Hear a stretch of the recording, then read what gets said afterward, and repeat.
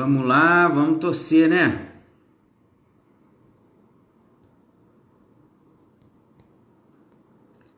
Vamos entrar, pessoal. Boa noite. Boa noite.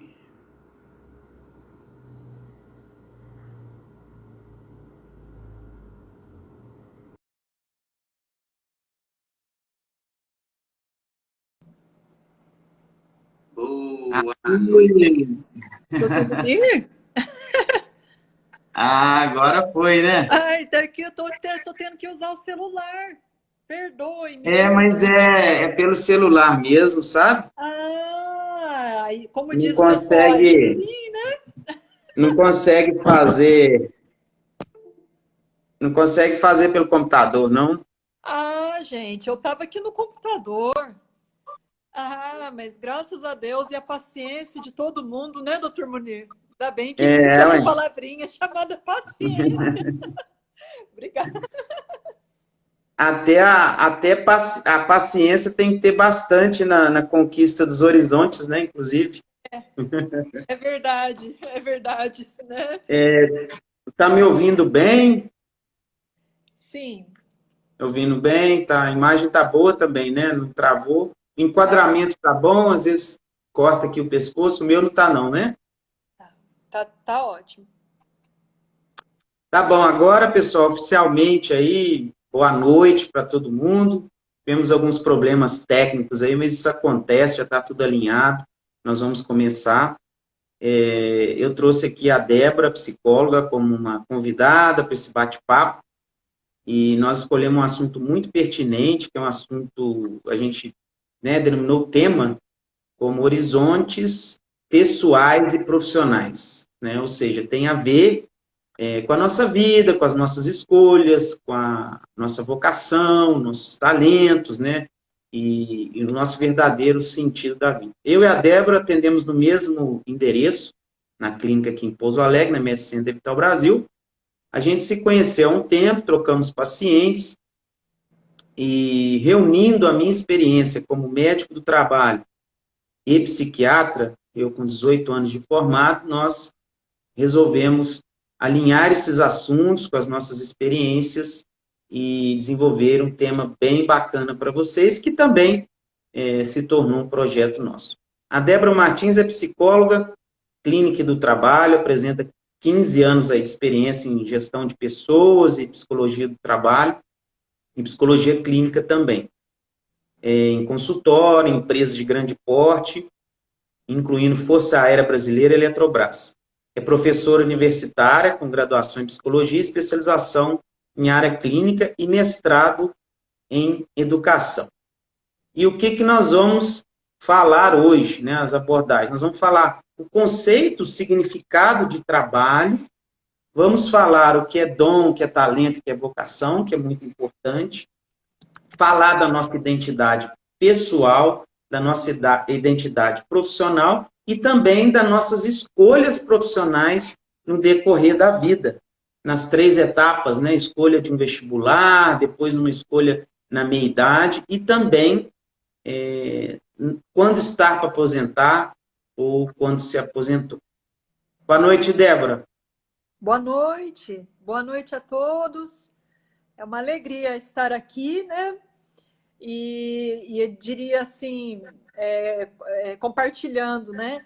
Muito mais até dentro aí dessa perspectiva, um desafio, né? Porque o Dr. Munir sabe bem que eu não, no meu forte não são redes sociais, né, Dr. Munir? É, Compartilho isso com as pessoas, até esse grande, né? Essa dificuldade tem a ver com nunca tinha participado de uma live, a gente resiste muitas vezes a experiências novas, exato. mas acredito que a gente deve sempre se dar uma chance, né? E se dar uma oportunidade de expandir, né, doutor Munir? Então, boa Exato. noite. Boa noite. Vamos passar para o pessoal, Débora, essa visão, né, que você tem, toda essa experiência, de falar um pouco sobre o significado do trabalho, né? O que é o trabalho, o que ele significa para o ser humano, né? Como a gente deve enxergar isso na nossa vida. O trabalho. se a gente for observar, né, ele é muito mais do que um salário no final do mês, né? Costumo refletir com as pessoas. O trabalho é uma oportunidade também que a gente tem na vida, não só de subsistência, né, de realizar sonhos ou de contribuir para a realização de sonhos de outras pessoas, mas também uma oportunidade da gente se desenvolver, se expandir socialmente, tecnicamente, nos conhecimentos, na aprendizagem, né? Eu tinha, Exato.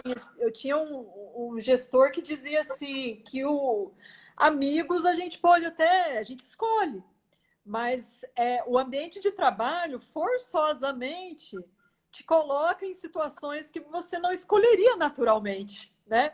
E isso faz com que você cresça, né? Isso força um Exato. crescimento para você na sua vida como um todo. Então, o trabalho é muito mais do que um salarinho no final do mês. É um determinante de saúde, né? Mundialmente reconhecido, e é aí tem uma relação direta com a nossa identidade, né? Que é a nossa noção de si no mundo. Normalmente, Dr. Munir, se alguém pergunta para você, quem é você? É muito comum que você responda, ou outras pessoas, meu nome é Munir, eu sou médico, aí eu tenho minha esposa, tenho 2 filhos, assim por diante. A gente traz a parte profissional logo na sequência do nosso nome, às vezes até vem antes da nossa família. Interessante, né? Exato. Porque isso entra no automático e a gente não percebe o quanto o trabalho é importante na nossa vida, né? Exatamente. E eu fiz até umas enquetes hoje no Instagram, quem me segue viu, sabe, Débora? E Hã? não são, não é um conteúdo nada científico, mas vai chamando a atenção da gente. Por exemplo, eu perguntei lá, qual que é a diferença entre dom, talento e vocação? A diferença, né? E 52% das pessoas colocaram que não sabiam o que era isso. E como é um assunto assim muito relevante, né, na vida da gente, essa compreensão, até do ponto de vista para a gente buscar isso para a nossa vida, gostaria que você falasse um pouquinho, você pode falar do dom, talento, eu posso complementar com a vocação, que são conceitos fundamentais na vida da gente, né? Assim, de forma muito, muito resumida, né? E ao Resumida, que o mesmo assunto é bem tempo amplo, né? relativamente superficial, né? Vai ficar bem É, claro. Dom, né? É tido como algo divino, né? Algo, um presente dos deuses. O dom que uma pessoa exato. tem. É muito comum associar um dom aos gênios, por exemplo, né? Quando a gente observa o Ronaldinho Gaúcho, desde criança, já jogava muito bem a bola, né? Ou, por exemplo, Niemeyer, né? Era capaz de fazer um projeto num guardanapo de papel, né? Coisa que eu jamais conseguiria. Então, o dom é tido como algo, como um presente divino, entende? Sim. E é muito Tudo relacionado à bem até música aqui? e arte também. Tudo bem. Muito relacionado à música também, né? Você vê Isso. Beethoven, né? Mozart, Leonardo da Vinci. No futebol, você citou Ronaldinho, tem Pelé, né? É uma coisa que nasce realmente com a pessoa. Não, e, na verdade, isso é um presente divino, como você disse. É uma minoria, digamos assim, né? São pessoas mais uma minoria. Mas os talentos, eles podem ser desenvolvidos, né? O talento, ele pode ser desenvolvido. O fato de você não ter um dom não quer dizer que você não possa desenvolver um talento, né? Ele se parece muito com o dom, na verdade, o talento na essência, né? É uma tendência ou um gosto especial que pode ser desenvolvido, né? Como eu falei do Pelé lá, né? Existe o Pelé que tem o dom, que é uma sumidade no futebol. Mas outro jogador, se ele treinar futebol, ele pode desenvolver esse talento. Talvez não será tão brilhante quanto o Pelé, mas será um bom jogador. Né? Isso é um exemplo assim, bem fácil da gente distinguir. O dom nasce com a pessoa, já o talento possui alguns requisitos que possam ser desenvolvidos. Treinar muito, né? Para você ter talento, você tem que treinar. Você tem que ter disciplina, né? Planejamento. Tem que ter perseverança, né? Perseverança, persistir, persistir, persistir. Thomas Edison, né, o inventor da lâmpada elétrica, disse uma vez: talento é 1% inspiração e 99% transpiração. Ou seja, vamos treinar, vamos correr atrás, porque as coisas não vêm por acaso. A gente realmente tem que treinar, desenvolver e dedicar. Né? A vocação, pessoal, a vocação é um termo derivado do latim, que o latim fala vocare, né? Vocare, ou seja, um chamado. Né? Você tem uma inclinação, uma tendência ou uma habilidade que leva você a uma determinada carreira ou profissão. Né? É uma competência que estimula a pessoa a ir para frente, a ir além. Essa vocação é mais como a gente falou em chamado, ela tem mais a ver com o sentido mesmo da vida, uma questão mais transcendental, até falando até de uma coisa do ser, né? Está mais ligada a ser. Então, olhem para você ver, o dom, né, você nasce com ele, o talento você desenvolve através das habilidades, e a vocação está relacionada a um chamado, a uma coisa mais, tem um sentido mesmo transcendental, não é, Débora?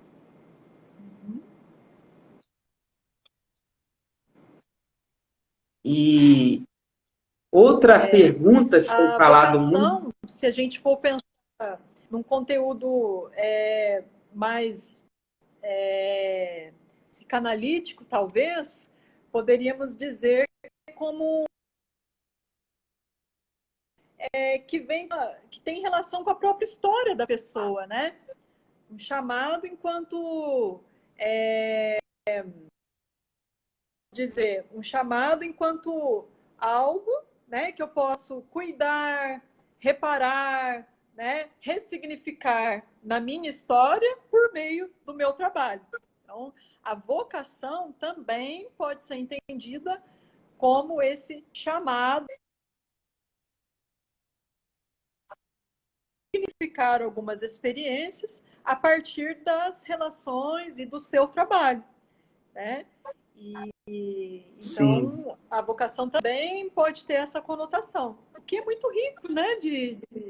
Da gente poder olhar para a nossa própria história e poder,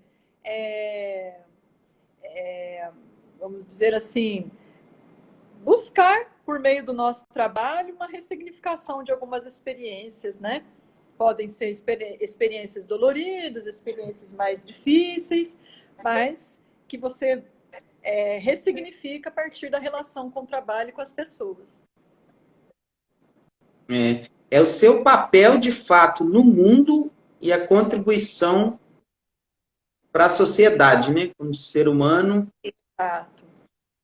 Que vai trazer um sentido, né? No fim de tudo, ele acaba trazendo para nós, essa vocação vai trazendo um sentido para a vida. Voltando lá naquele conceito de trabalho, né? Conceito bem amplo que você fez de trabalho, bem importante. Existe dentro do trabalho, da escolha profissional, existe a nossa identidade pessoal e a nossa identidade profissional. Por que eu gosto dessa separação? Tá com problema aí, Débora? Tá me ouvindo?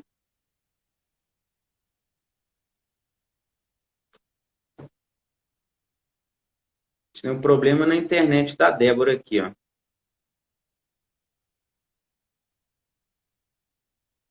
Tá ruim a internet.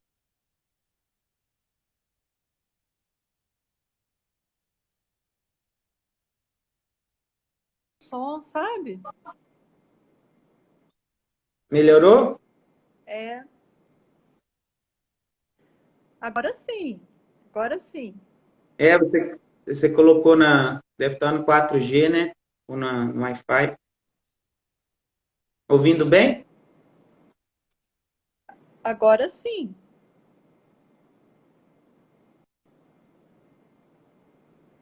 Agora sim, pode falar. E falando daquele conceito mais amplo do trabalho, a gente está falando sobre identidade pessoal e profissional. E muitas das vezes o que eu vejo no dia a dia é a pessoa, às vezes, entrar numa profissão sem antes fazer um trabalho na sua identidade pessoal.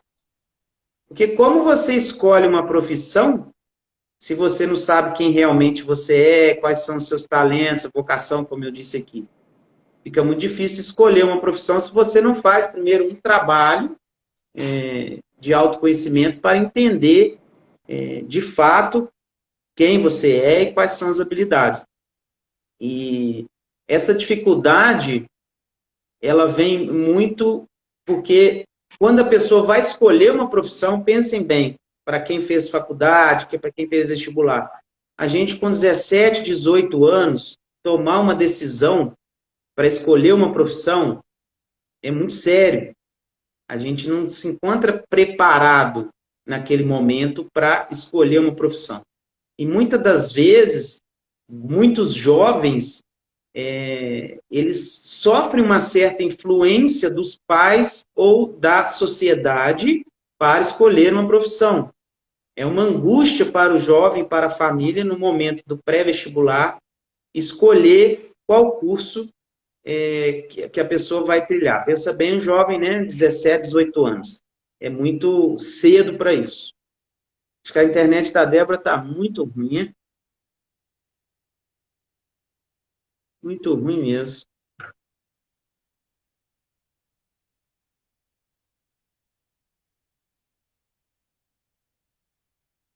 Débora,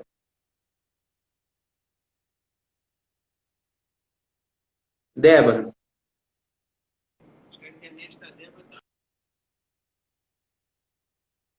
Você está usando o computador ou está usando o celular?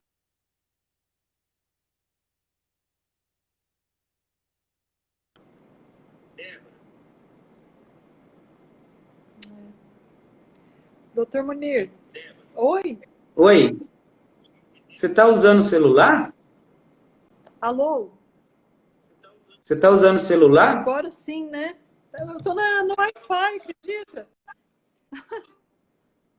Às vezes tem situações que o 4G pega Eu tô no melhor se o celular Wi-Fi. e tô aqui no Wi-Fi mesmo, acredita?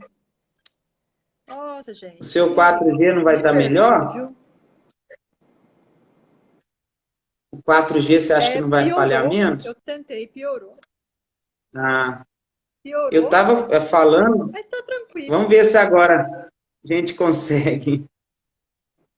Eu estava falando sobre essa questão da identidade pessoal e profissional, a dificuldade, né, as pessoas muitas vezes entram no mercado de trabalho muito afoitos, muito rápido, uns com mais oportunidade, outros com menos, sem fazer sem se conhecer primeiro, né? Como você escolhe uma profissão, sendo que você não se conhece bem?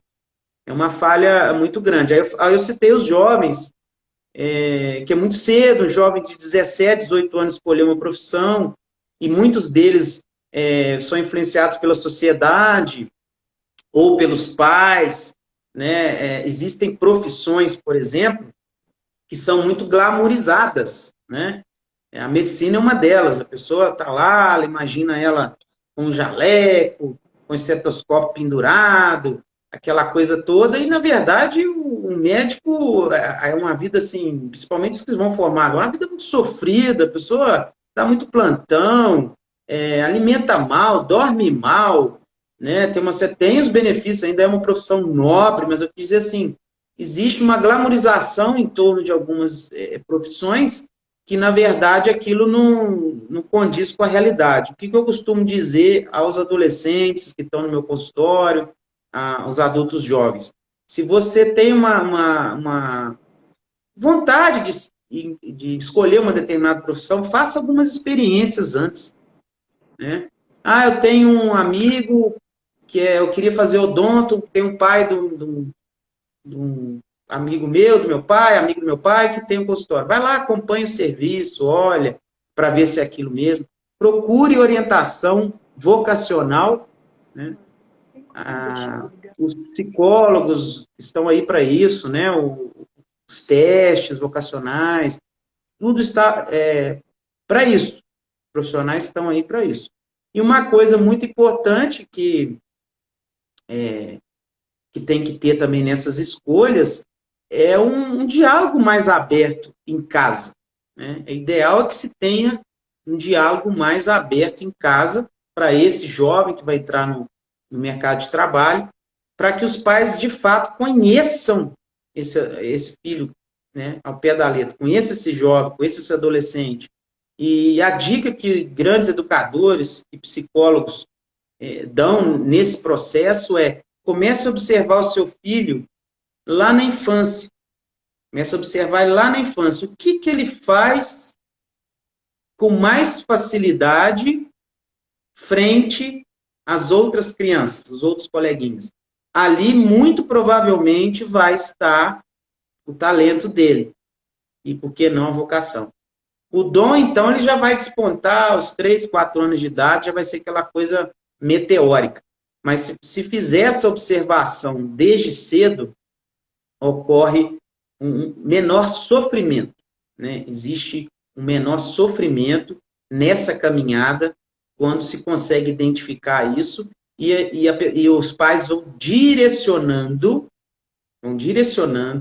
esse jovem para aquela inclinação que ele apresentou e, se necessário, fazer, por que não, a avaliação de testes vocacionais e um acompanhamento, né? Na verdade, o teste vocacional ele é muito mais do que aplicar testes sim ou não, isso eu gosto, eu não gosto, não é por aí, é bem mais aprofundado, é um assunto bem mais sério e que tem que ter acompanhamento mesmo de profissionais habilitados.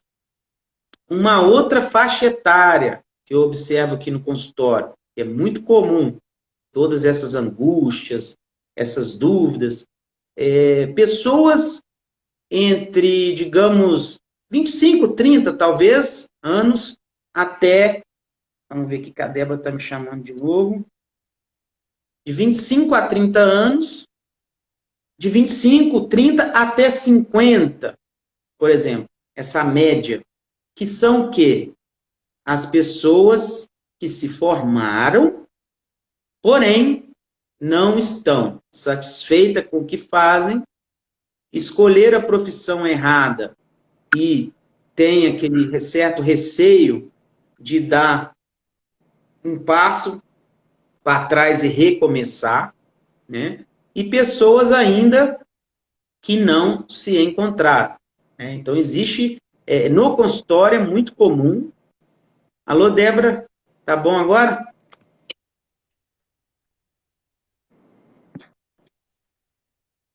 Acho que não. A internet não está sua amiga hoje, hein, Débora?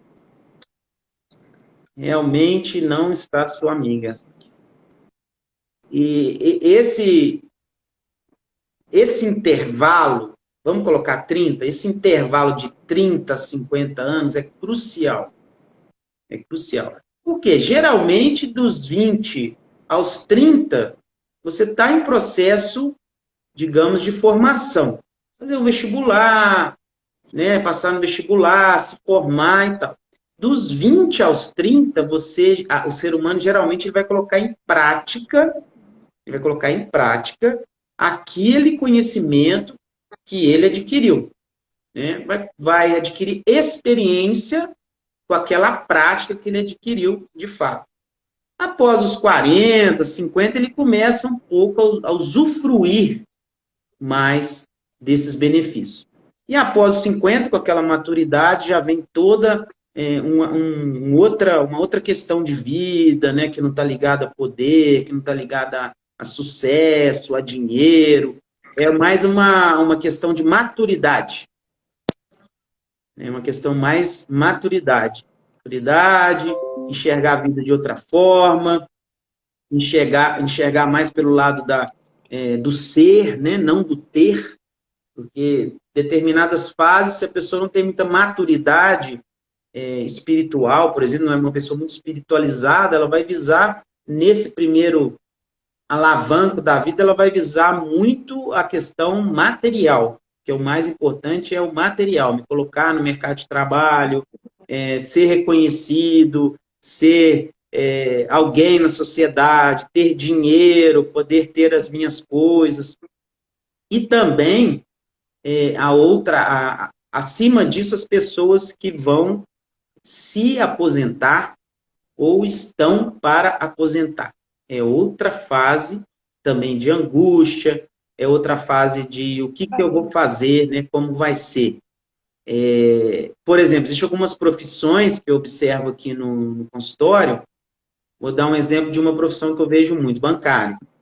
Né? Bancário, ele trabalha ali, ele tem aquela rotina do banco, e aquelas pessoas, o servidor público também, os servidores públicos, eles ficam naquela rotina por anos e anos e, de repente, aposentam. Ele só fez aquilo, só foi para aquele lugar, só fez aquela atividade. Quando ele aposenta, muitos entram num estado assim de ansiedade, começa a ter alteração de insônia, do sono, começa a apresentar até, às vezes até alguma doença, hipertensão, diabetes, e já aqueles que, de alguma forma, durante o trabalho, ou próximo a aposentar, começam a desenvolver uma atividade paralela, que é o mais indicado, né, para quem vai aposentar, o ideal é não ficar só naquilo e participar, ter conexões sociais e, por que não, também empreender em outra área para que seja uma transição mais natural, com menos sofrimento e para evitar doenças. Débora, tá ok aí? Tá? Na medida do possível, viu, gente? Ô, dureza, viu? Mas é assim. São os imprevistos dos nossos trabalhos, né? A primeira Muito, de verdade. primeira live é assim mesmo. Alguns imprevistos. Algum ponto do que eu estou falando você conseguiu ouvir, Débora? Eu consegui, sim. Essa reflexão que eu fiz das faixas etárias, seria bom, assim, que você desse algumas dicas, né, para os jovens, para as pessoas da meia idade, para quem vai se aposentar. Uhum. Sim. Com relação aos jovens, né, na idade de ingresso na faculdade, né, em que se sente a necessidade de escolher um curso superior, né? É interessante que a gente possa conhecer que essa faixa de idade, né, mas na adolescência, segundo algumas perspectivas, né, é entendida como uma fase em que a gente tem aí uma certa consolidação, né, de características da identidade.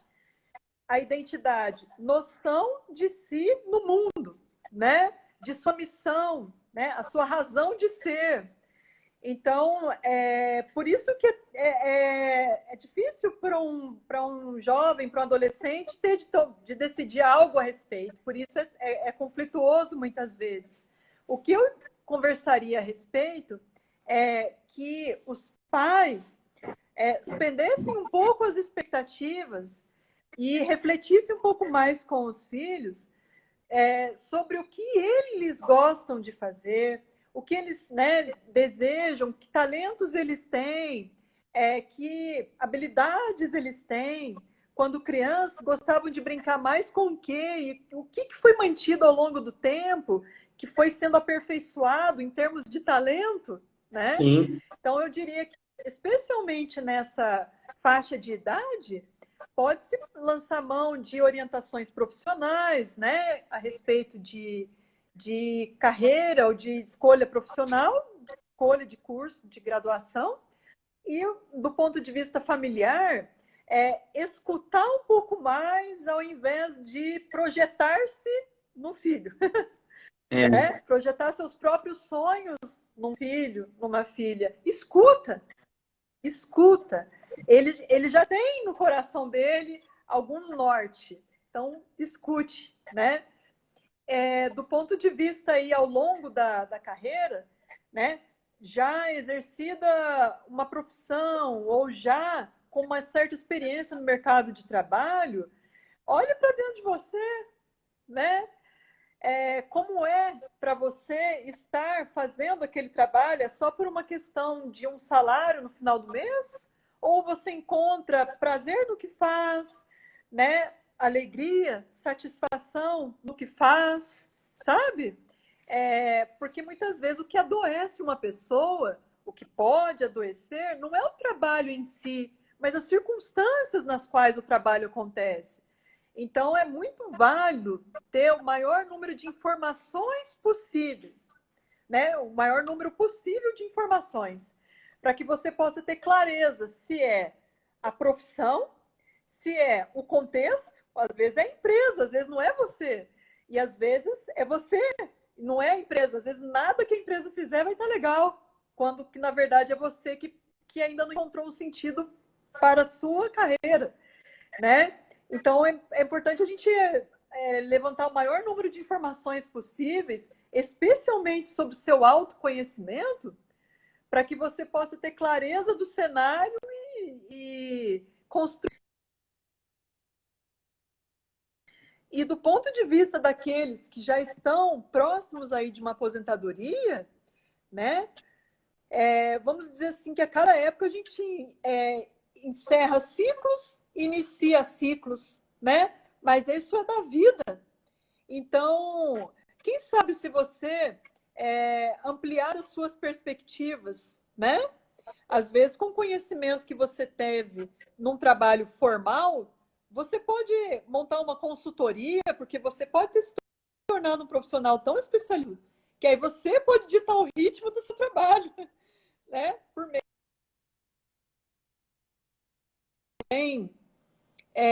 pensar em outros talentos, outras habilidades que você tenha, e por que não colocá-las em prática ou empreendê-las, não é mesmo? Sim. Começa pequeno, começa com menos, e vai vendo se aquilo vinga, como diz aqui em Minas, né? Se aquilo toma corpo, forma, e especialmente se traz alegria para você, né? Exato. Então, existem muitas possibilidades. E eu digo, não tem idade, né? Enquanto a gente tiver vida, enquanto tiver possibilidades, segue em frente.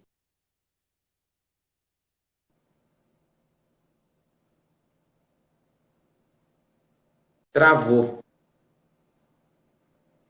Agora voltou. E uma coisa muito comum que a gente tem visto agora, Débora, e aumentou muito na pandemia, né? Que foi a questão do estresse no trabalho. O estresse no trabalho, o esgotamento profissional mesmo, esgotamento profissional.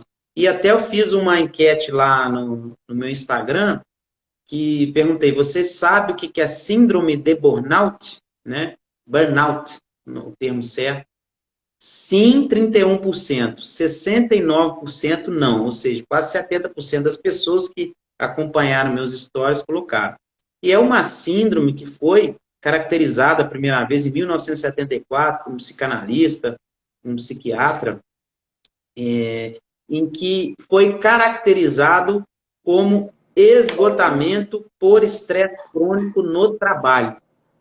Inclusive, foi citado nessa síndrome algumas profissões algumas profissões que têm mais tendência a desenvolver síndrome de burnout. São profissões que geralmente estão ligadas a muito estresse, né? Policiais, pessoal agora da pandemia da linha de frente, profissionais de saúde, bancários, professores, né? Tem muita relação com algumas profissões, apesar que qualquer profissão pode desenvolver essa síndrome. Essa síndrome ela tá ligada a esse esgotamento, como eu disse, mas elas têm os fatores do ambiente e do indivíduo. Existe uma tendência do indivíduo de trabalhar constantemente, incessantemente, muito ansioso, muito focado. É uma pessoa que não consegue relaxar, aquela que leva o trabalho para casa. O trabalho está sempre na frente de tudo. Existe uma preocupação excessiva com o perfeccionismo, preocupação em ser mandado embora, e também um modelo institucional, né, da própria instituição, da empresa, que a forma de gestão que pode adoecer a pessoa também. São as metas, né, que as empresas colocam, os prêmios, e por aí vai. Os fatores do indivíduo que deve ser observado, se ele já tem algum transtorno mental pré-existente. Quem já tem um transtorno mental pré-existente tem mais tendência a ter mais estresse. Então, ficar atento a isso. Nem tudo é relacionado ao trabalho. A gente precisa separar isso. Quem está muito estressado, está ouvindo essa live agora, que trabalha muito, chega em casa cansado, acorda cansado, avalia de uma forma geral, né? Isso tem a ver com o ambiente, ou seja, existe algum problema psicossocial envolvido, é o funcionamento da empresa, né? As políticas, as práticas do RH, ou tem a ver comigo? Eu já estou passando por um problema e preciso procurar ajuda. Essa ansiedade que eu tenho, que está prejudicando o meu dia a dia, ela é mesmo relacionada à dinâmica da empresa, ou eu já trago comigo uma história na qual eu preciso me tratar, né? Personalidades mais que têm baixa capacidade de resiliência, pessoas que têm traços mais de perfeccionismo, traços obsessivos compulsivos, neuróticos, eles têm mais chances de desenvolver essa síndrome de burnout. O ideal, pessoal, é que a gente consiga dividir o nosso tempo em trabalho, lazer, cuidar de si, cuidar, né, da mente, do corpo, da espiritualidade. Hoje é muito difícil fazer tudo isso, mas é possível, não é impossível. Se a gente realmente examinar o que está acontecendo com a gente, avaliar o nosso dia a dia, a questão da otimização do tempo, o que realmente é importante para mim, né, no meu dia, fazer um mapeamento mesmo de prioridades, colocar aquilo que é mais importante, onde que eu estou perdendo meu tempo, estou sem foco, por que estou sem foco? Eu tenho um objetivo? Essa é a pergunta que eu sempre faço no consultório quando alguém está perdido em qualquer faixa etária da vida. Foi criado um objetivo para mim? Eu consegui construir esse objetivo? Eu consegui nomear as etapas para chegar nesse objetivo? Eu respeito cada etapa sem pular, porque a ansiedade traz isso com a gente, né? Conseguir planejar bem, conseguir respeitar, né? E tudo isso tem que ser avaliado no dia a dia e ver realmente se o que você está fazendo tem sentido com o que você está buscando. Eu vejo muito aqui no consultório, a pessoa chega e fala assim, eu não sei o que eu vou fazer, não sei para onde que eu vou, não sei como que eu faço.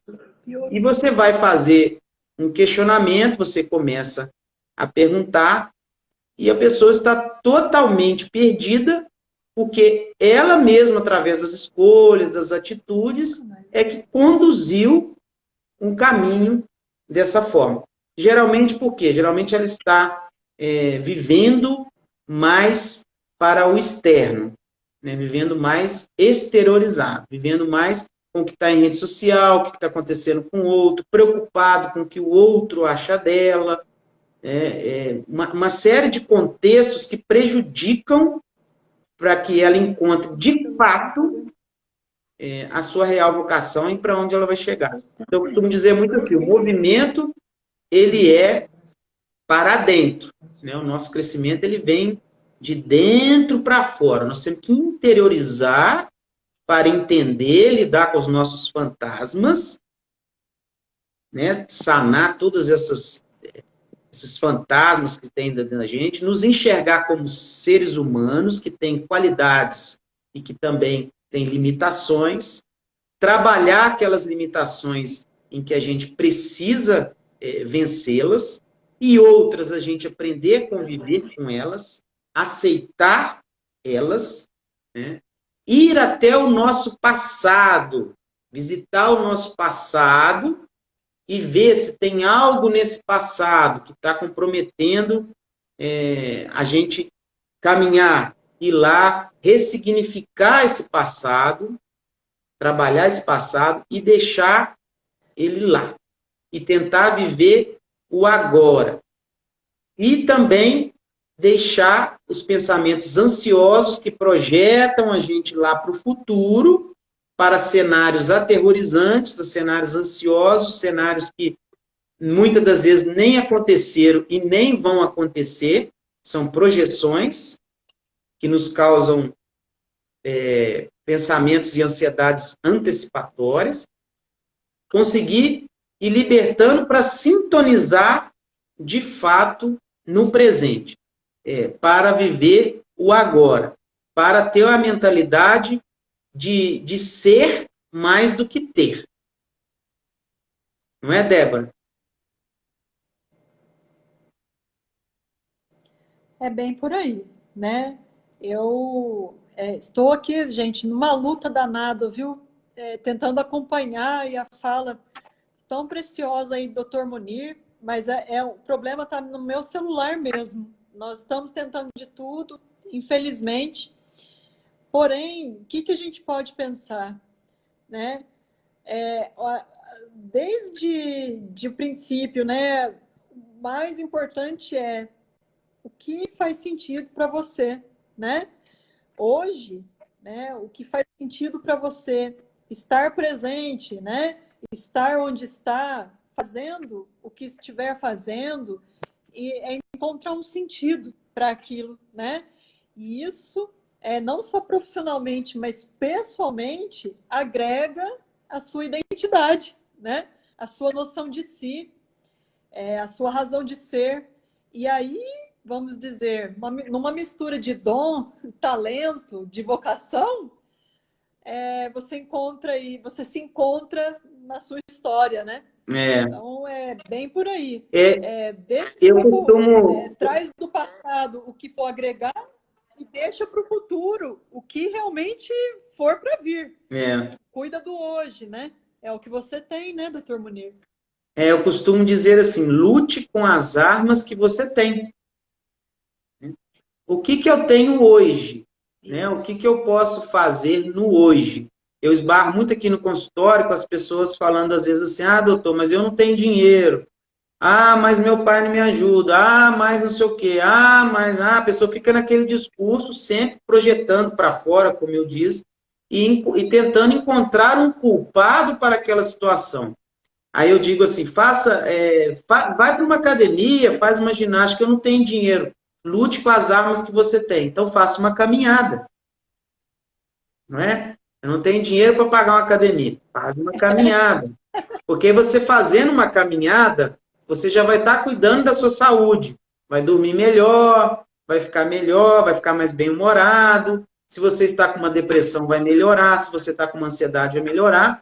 E, às vezes, numa caminhada, uma simples caminhada na rua, é onde você pode encontrar com alguém e esse alguém te dá uma dica, né? Simplesmente dá uma dica de você estar sabendo que tal lugar está precisando de uma vaga, você encontrei fulano, ciclano está precisando de uma vaga, está assim.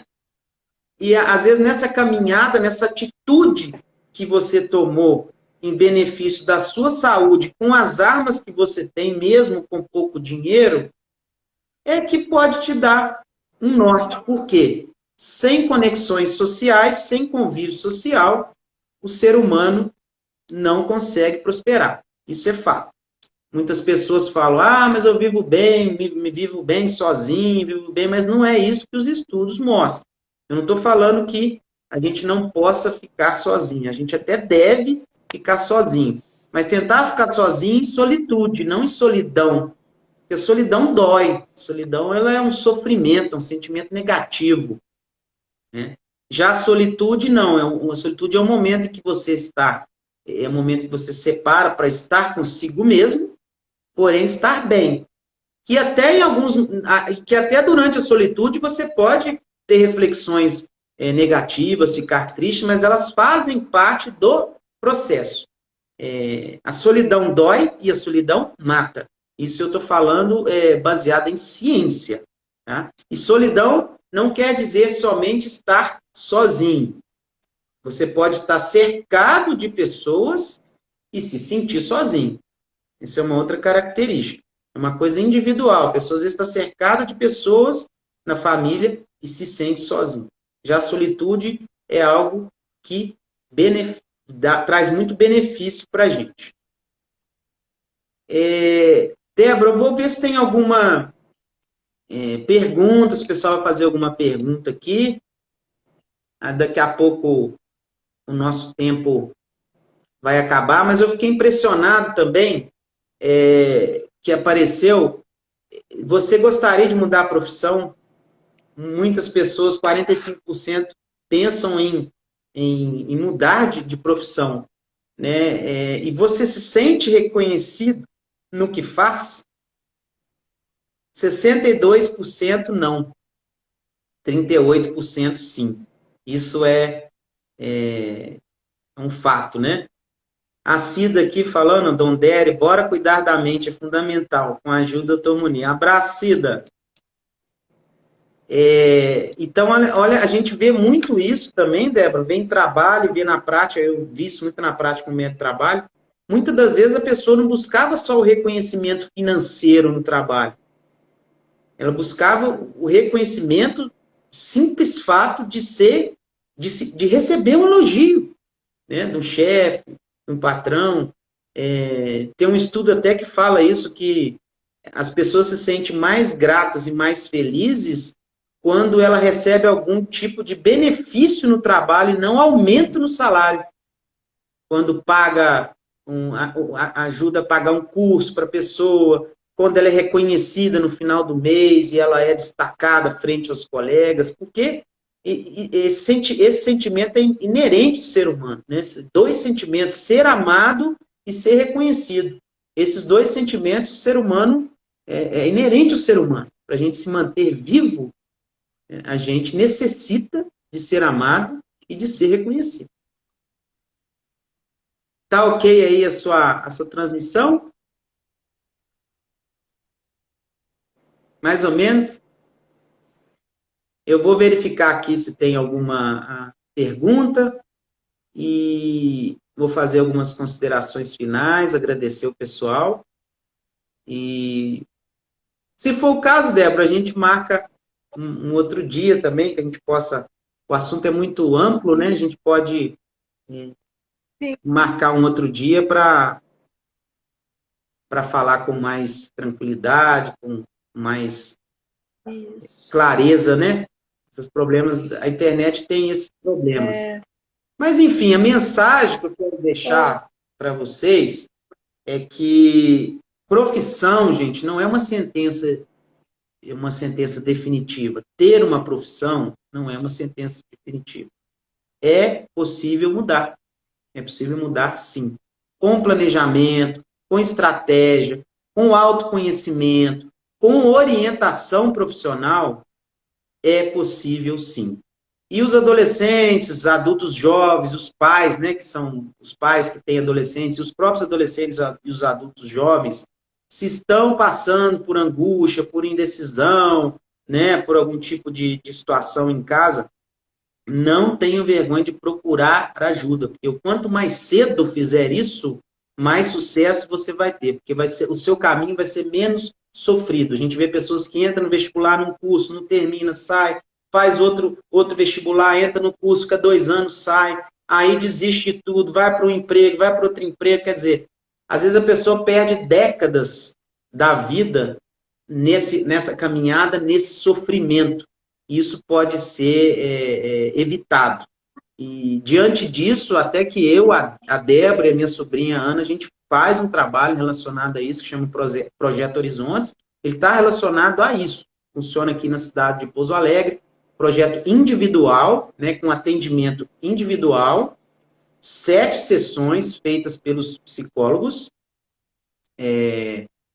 Eles vão fazer todo esse processo de 7 encontros, e no último encontro é apresentado um relatório, um resumo de tudo que foi encontrado nessas entrevistas, né, a orientando, e eu entro junto na última sessão, fazendo um complemento e colocando medidas e orientações de saúde plena, porque uma vez identificando seu talento, sua vocação e fazendo a sua escolha, é preciso caminhar com saúde física, com saúde mental e com saúde espiritual, senão nada disso adianta.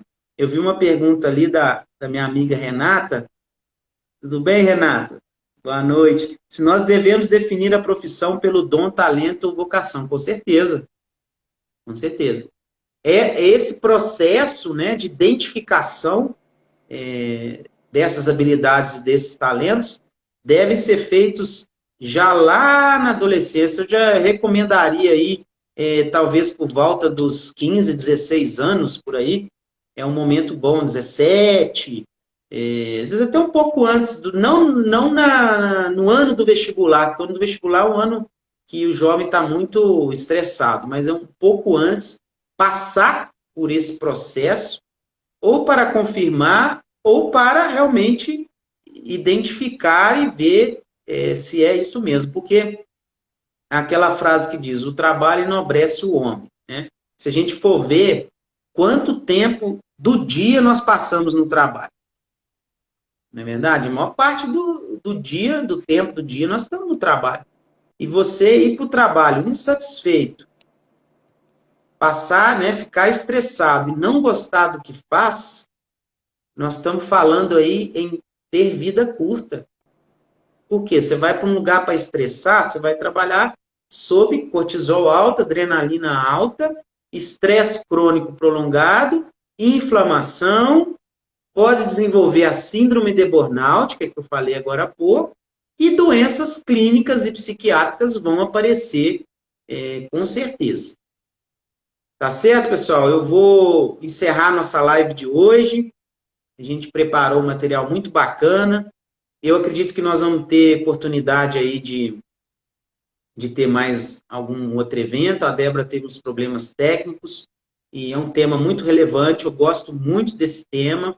Como eu disse, a minha experiência como médico do trabalho, né, de formação, 18 anos aí de formação, de trabalhar em empresas, consultório aqui, é uma coisa que enobrece, me deixa muito feliz poder ajudar as pessoas a encontrar um sentido na vida. Eu mesmo posso fazer um depoimento pessoal em que eu fui para a medicina, iniciei minha carreira na medicina em outra especialidade. Uma especialidade que não tinha muito a ver comigo, que é a própria medicina do trabalho. Mas aprendi muito com ela, sou muito grato a ela, né? Ainda tenho uma empresa na cidade que faz esse tipo de trabalho, que hoje é muito bem administrada pela Thaís, pela Michelle, são pessoas que estão lá responsáveis. E depois eu me encontrei no decorrer da profissão, na psiquiatria, que são coisas totalmente diferentes. E eu tive que tomar uma decisão, foi uma mudança, né? Em 2010 eu virei a chave, formei em 2002, em 2009 senti um incômodo muito grande, vi que tinha que mudar. Em 2010 tomei a coragem para Belo Horizonte fazer minha formação em psiquiatria, terminei em 2012 e estou hoje aqui em 2020 muito feliz fazendo o que eu gosto, somente o que eu gosto, me aperfeiçoando cada vez mais. Não tenho dúvida nenhuma que essa é a minha vocação. E é dentro desse horizonte que eu e a Débora, e minha sobrinha Ana agora, que entrou na equipe, montamos todo esse trabalho maravilhoso para poder também fazer com que as pessoas encontrem de fato, a sua vocação e sejam felizes. É muito gratificante participar desse tipo de projeto. Um abraço a todos aí, uma boa noite e até a próxima, pessoal.